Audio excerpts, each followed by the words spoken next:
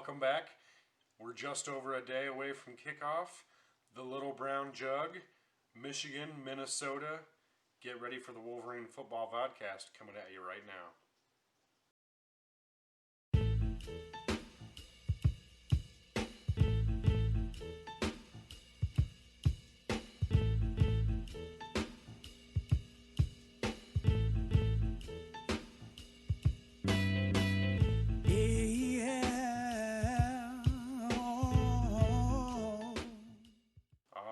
It's not too far away here. Kickoff for the 2020 Big Ten football season. Michigan football being played. The battle for the Little Brown Jug is upon us once again, and the oldest trophy rivalry in all of college football.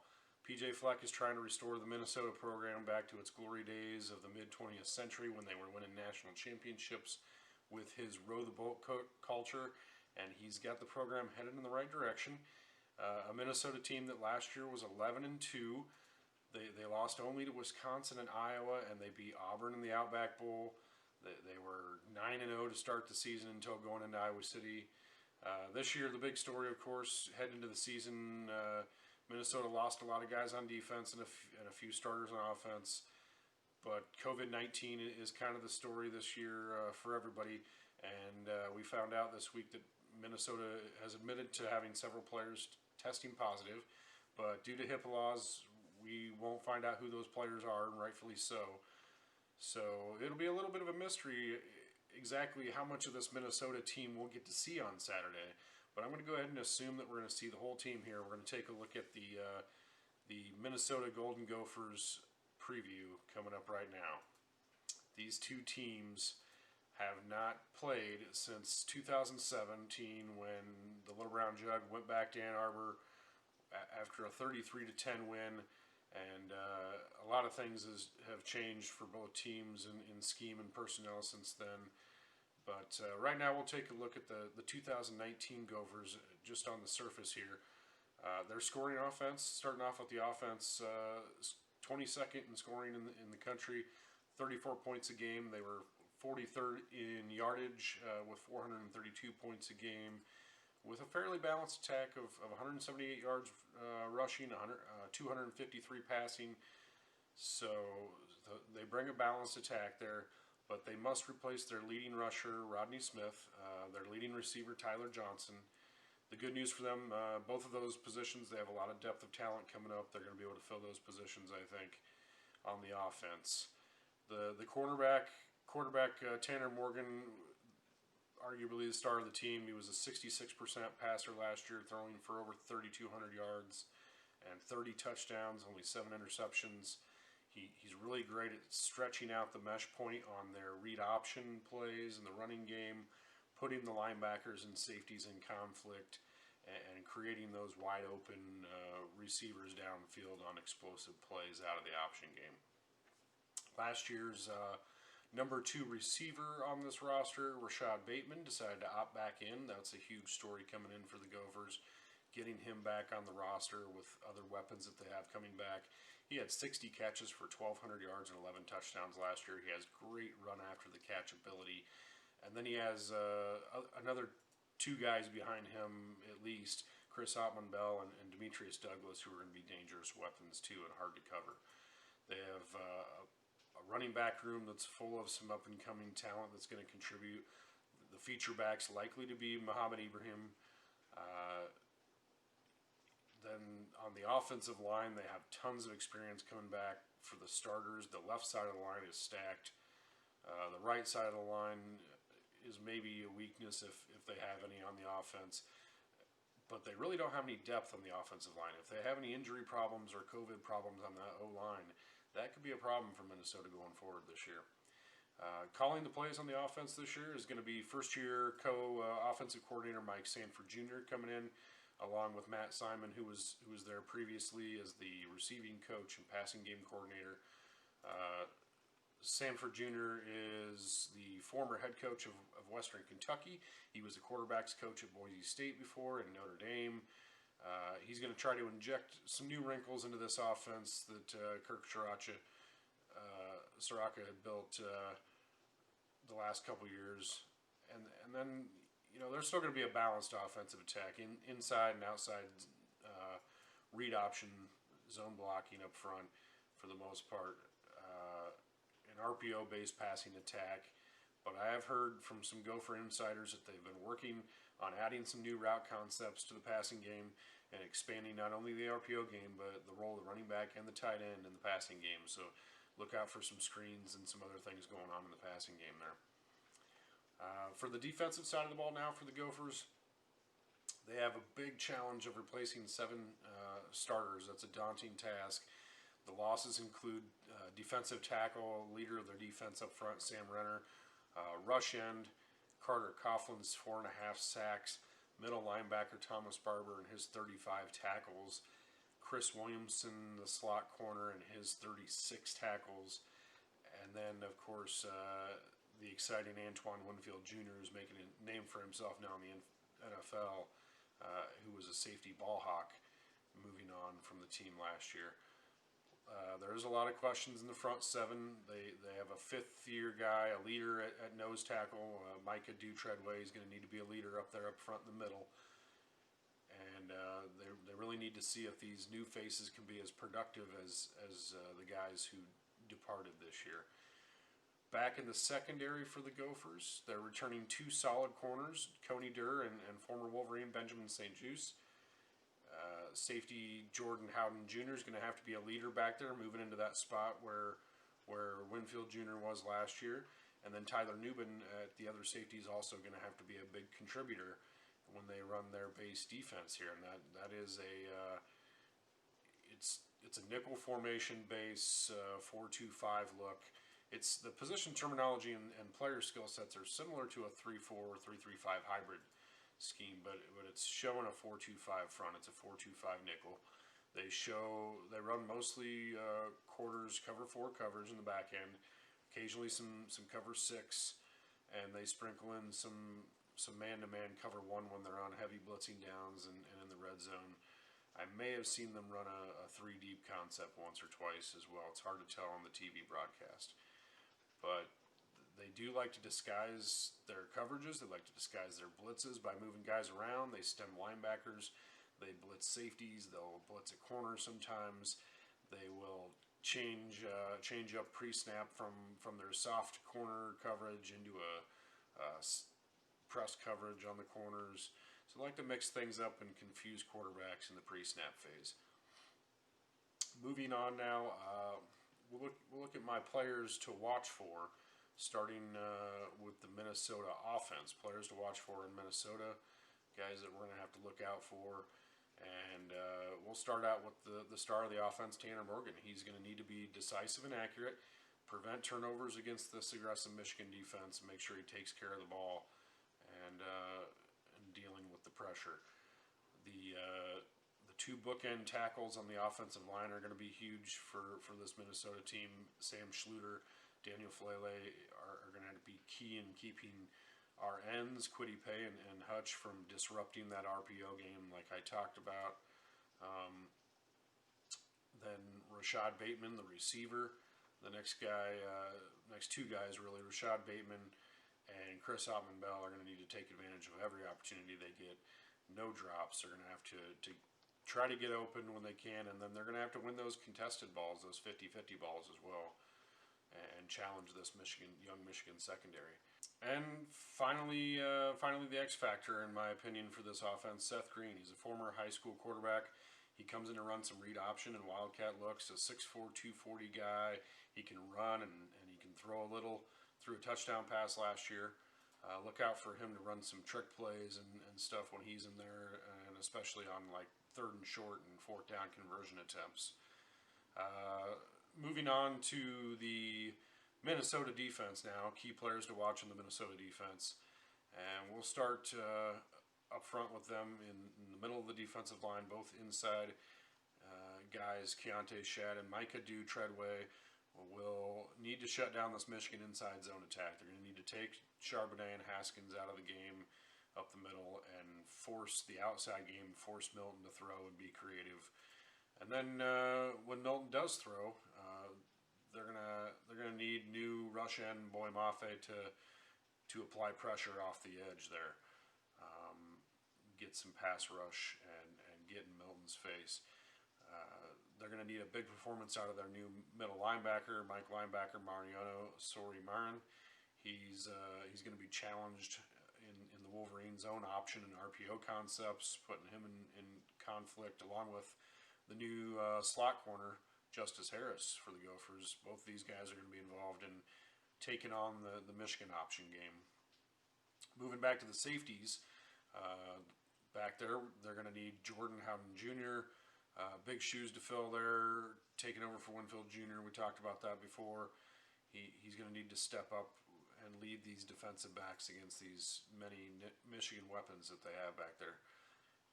And now for a new segment I like to call the Wolverine Football Vodcast Breakdown, powered by the Army Edge football app. The Army Edge football app is a great tool for coaches, students of the game, or even just for fun. You can download the app for free for your phone, your tablet, or your PC. And get in there, you can create your own playbooks. There's a whiteboard to create the playbooks. There's a little video thing we're going to take a look at here, animation. And first, we're going to break down today a play with Iowa and Minnesota last year, which Iowa sparked a huge red zone stand, forcing a field goal with this play. And up to that point in the season, the Golden Gophers were 19 of 19 when they had the ball inside the 10, first and goal. They had scored 19 touchdowns on 19 attempts. And Iowa stopped that streak and held the momentum in the game with that stop. I'll pull this play up here, showing you how it might look against Michigan, of course. Minnesota comes out in a shotgun as usual, two tight ends and a back to the left side. Iowa's in a 4-3 over. Now this is an inside zone run option first, with the secondary pass option that you'll see here in a second. The TV guy called out a play action here, but I do think Tanner Morgan was reading the Mike linebacker to make sure that this route is clear across on the slot, or on the slant here, because it's this Mike linebacker's job here to defend these passing routes coming over the shallow middle. He's going to get the linebacker to commit here, defending the run, which allows this receiver to run the slant and opens up this space behind him. Now, when I play this play forward, you'll also see that the safety on the right side vacates the area as well, bailing out for the end zone, because this receiver makes a great move to the outside first before breaking back on the slant to the inside. And it looks like this pass is wide open, right? But defensive end Chauncey Golston, or in this case Quiddipe, can't get to the quarterback in time to get the sack, and that's almost impossible against these RPO plays. The ball gets out so quickly when you bring a heavy blitz. Maybe you can get to him, but in this case, Golston feels the route behind him developing, recognizes the RPO. He knows that the number one route that Minnesota runs behind this inside zone action is the slant. So he gets separation using his hands here, jumps up, extends, and bats this ball down. This here is exactly the kind of thing that Don Brown and Quiddipe talked about last week, disrupting the RPO, either getting to the mesh point before it gets started, or if you can't get to the mesh point, you get your hands up and you knock those balls down. Now we could see many other variations of option runs, RPO looks from this evolving Minnesota offense as they add things to it. Keep an eye out for the tight end and slot receiver screens out of the option reads too. Michigan would really benefit from getting pressure with a four-man rush like Iowa was able to do last year at times. It's something that this Michigan defense struggled with at times last year against good offensive lines like Wisconsin, Penn State, and Ohio State. So getting a four-man rush, not having to bring that fifth guy is really important. On the flip side of the ball here, we'll take a look at another play to break down, and that's another one from the Iowa-Minnesota game last year. This time we'll show you what the what the Michigan offense might look like attacking the Gophers defense. Now, the offense here, as I pull it up, the offense is in a shotgun empty set, 4 wide receivers and 1 tight end. Minnesota is in their base nickel and playing the soft cover 4 zone. And that means both corners here and the 2 safeties are each responsible for the deep part of the field that's split into 4 quarters here. Each one of them has a quarter. first part of this concept involves threatening with the vertical routes on the safeties to keep them honest and backpedaling here. Both wide receivers on the backside of this play will go hard vertically, sell the deep threats, forcing the safeties to back off. And then these underneath defenders here are going to be responsible for the middle hooks, the crossing routes, the flats. These two linebackers here in the middle have anything coming across their face now in the shallow middle, which is where this play is going to attack. You'll see this tight end here is going to appear to be going on a vertical seam route past the linebacker towards the safety, conflicting the safety and making him take notice of the deep seam route. At the same time, the slot receiver here runs a route that appears to be a drag directly at the face of this linebacker, and that catches his attention and pins him down here. Then the slot actually cuts back out, ends up on the outside here, cutting back out, doesn't run the drag, and meanwhile this tight end, he gets just past this guy's hip, this linebacker's hip, and breaks his route off across the middle, gets underneath the safeties, right into the void of the defense, wide open. As I play it back here, you'll see how these two routes come together to put this linebacker in conflict here, leaving the tight end to occupy the middle of the field. Now, you might see the same kind of attack like this out of our speedy slot receivers. Giles Jackson, Mike Sainristil, guys like that. Of course, Joe Milton's going to attack the soft corners when he sees these soft corners on the outside. They can also attack the quick out routes and the clear out routes on these corners. If the inside option game is working for Michigan, also look for some misdirection and stretch zones involving Chris Evans maybe. He's going to be a great weapon to move to the outside to get involved in the screen passing game, especially when facing this Minnesota blitz on third downs and stuff like that. So moving on now for the special teams real quick, it appears that Michigan has a slight advantage in the kicking game. Minnesota had some troubles last year with consistency out of their kickers. Both teams have some weapons in the return game. Now, here's what I think essentially my keys to the game. Here's what Michigan needs to do to win. On offense, Andrew Bastardis, the new center, he needs to be flawless up front in his communication. He's got to be right on with his pass protection calls in the O-line, avoid any confusion from the various defensive looks they're going to see up front, taking on those blitzes. At the receiver position, Cornelius Johnson, Mike Sainristil, Giles Jackson, those guys are really going to need to take advantage of any opportunities they get, have zero drops. They need to allow Joe Milton to trust them and be able to move the ball around to different receivers.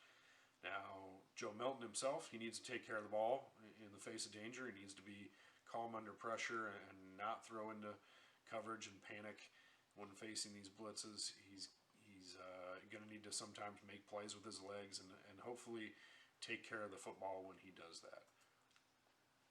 Looking at the defensive side of the ball for Michigan, Donovan Jeter up front, I would really love to see him become a pass rush threat up the middle, become that fourth guy wreaking havoc on the defensive line. And I talked about how important it is for Michigan to get a four-man rush at times without bringing that fifth guy. And if they can get to Tanner Morgan with that four-man rush, he won't have an opportunity to hit those windows downfield. Next, we're going to need a heavy dose of salt and pepper.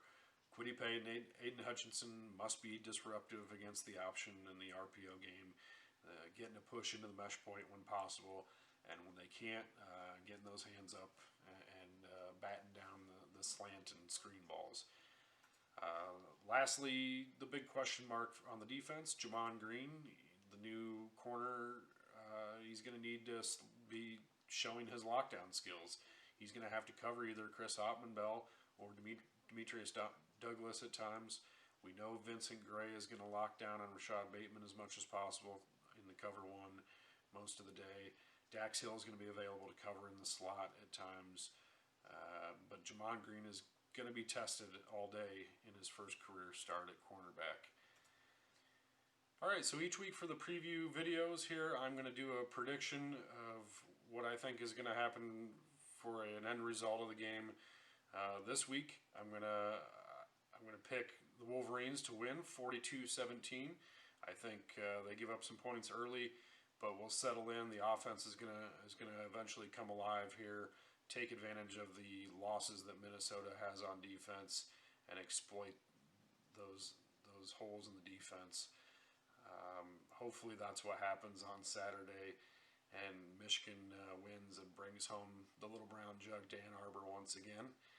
I'll be back on Monday with a look at what actually transpires on Saturday night, and then until then, please like, subscribe down below here, hit the notification bell so you can join us every time, and then comment with your thoughts and opinions on Michigan football. Ask me any questions you want. I'll get engaged down there with you in the comments. Thanks for watching, and we'll see you next time. Go Blue.